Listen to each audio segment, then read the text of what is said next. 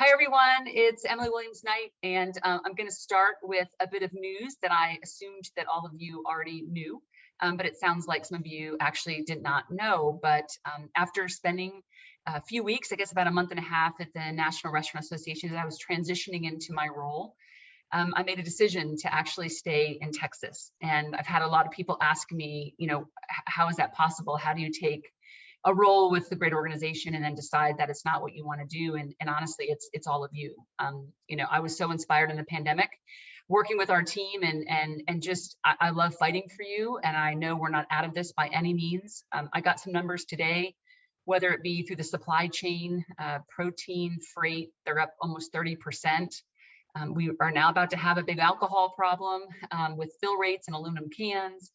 And we obviously have special sessions going on that Kelsey's working through. And I just want to be part of that. And I want to make sure that, we get this turned around and we get you guys back in action.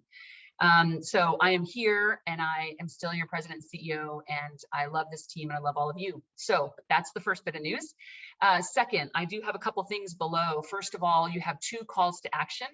We always tell you these are so important. The first call to action is that on Monday, Kelsey will be in the Capitol. I will join her. They are going to have a committee meeting on how to allocate the funds from the American Rescue dollars. And right now, the grant program that we're lobbying very hard for all of you has not been included. We think that's wrong. What is included is actually not to shore up about $7 billion in the unemployment fund. So that would mean that taxes would not go up. And I know a lot of you have expressed concern about that. So we'll be in the Capitol Monday. Kelsey's done an extraordinary job, and we're going to make the case for why our recovery is going backwards and we need more help. Washington. Where do I start? I mean, I feel like you can just watch for 45 seconds and in the next hour something has changed. We thought there'd be a vote on the infrastructure bill. That did not happen. Nancy Pelosi, there was a lot of discussion about the $3.5 trillion, and 2 of the moderate Democrats have come out and said they will not vote for a $3.5 trillion package.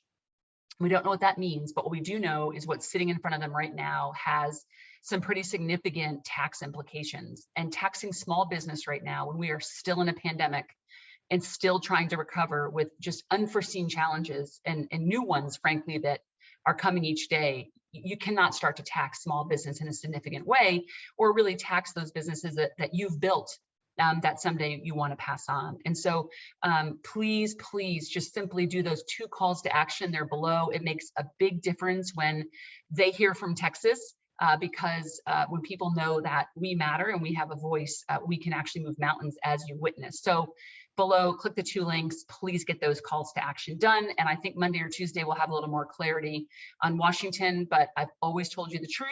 And I do not see the replenishment of the Restaurant Revitalization Fund. We can keep asking for it, but any one of the 12,000 of you that did not get in the first round, I would not expect that in this legislation, whatever might pass.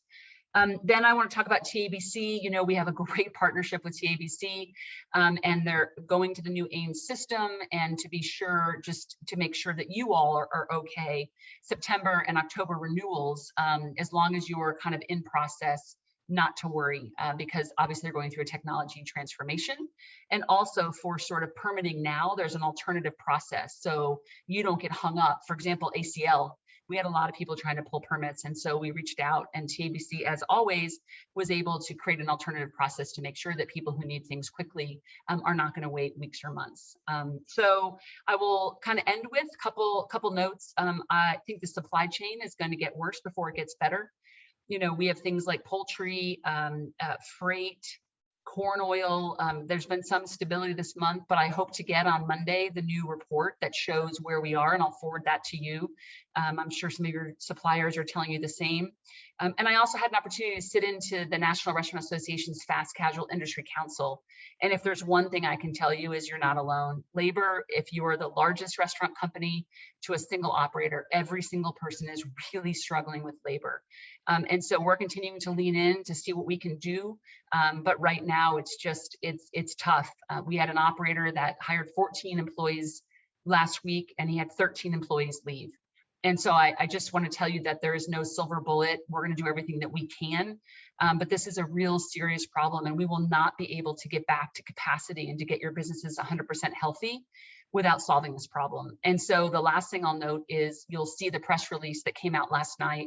Thank you all for answering the survey. We had a huge turnout in Texas and nationally. And I think if you read that, it's very humbling, and I think will really validate probably how you're feeling right now with how the industry is going. And so take a look at that. I'm so happy to be here with all of you. I have a busy weekend of cross country and rowing for one of my daughters in Oklahoma.